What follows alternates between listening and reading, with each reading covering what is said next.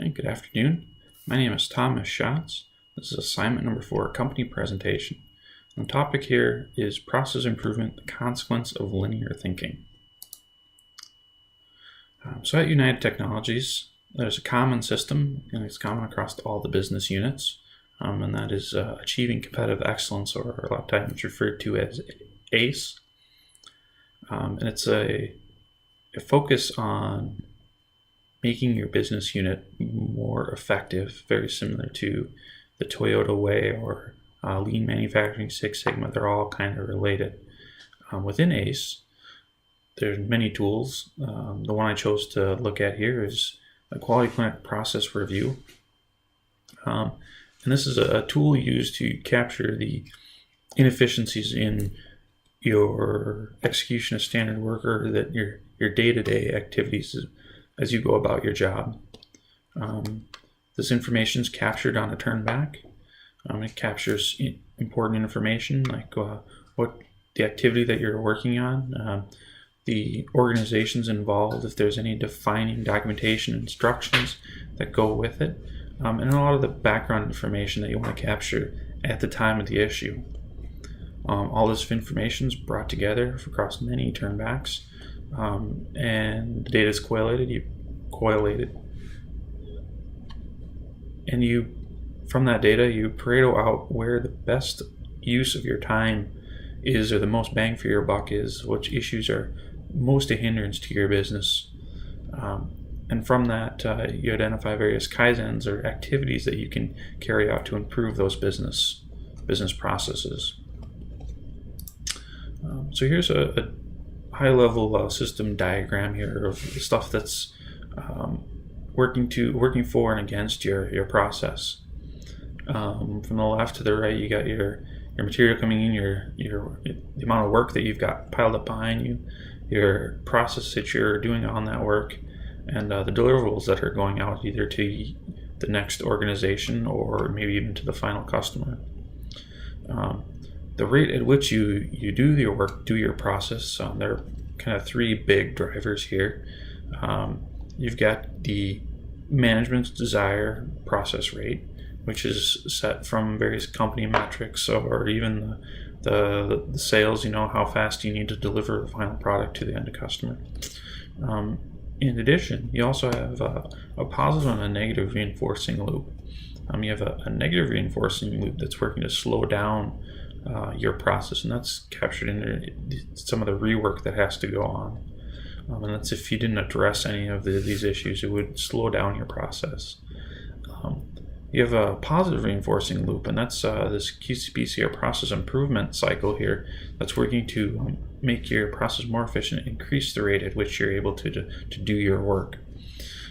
So again, we've got the turn back here as you come in your QCPC data.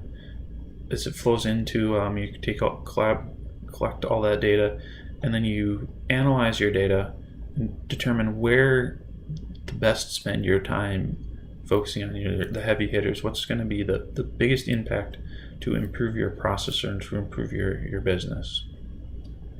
You flow that out back into updating your standard work and updating your process flow. What happens here is there's a big push to maximize this process improvement.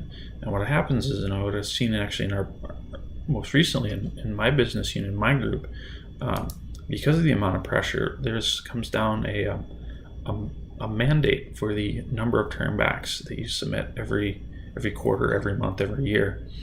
And what happens is we've come across situations where come across a lot of data that's really not important to improving the process as a whole. It's a lot of data that, it may be an issue, but it really could be corrected elsewhere. Stuff like, the photocopiers out of print, out of paper.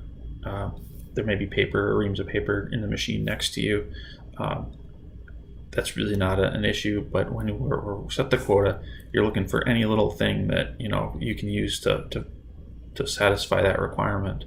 Now, if the paper wasn't, or you didn't have reams of paper, the printer was down for several days, that would be a valid point failing to capture, or others include a burnt out light in the office, or the keys on the number pad on your keyboard being different than the keys on your phone.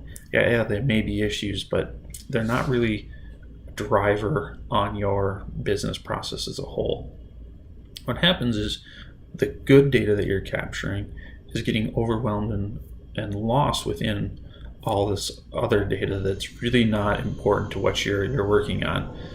And it comes down to spending time on stuff that's not value added to your process.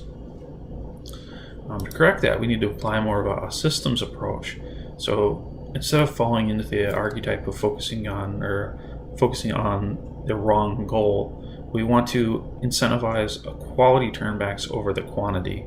We want to find stuff that or identify issues that are directly improve our business, not necessarily the ones that may be an issue. But we also want to make sure that we tie these quality turnbacks somehow tie it to your performance with maybe with a measurable improvement towards on-time quality deliverables, rather than just a total data captured. In addition to this, we want the best way to get the most fruitful data. You want to actually improve your employees' proficiencies, in the QCPC process, and you want to make sure that they take ownership of the process. They're going to be the ones that are able to help you identify any of the nuances in your system, in your process, and they're going to be the ones to help you most effectively come up with a better solution.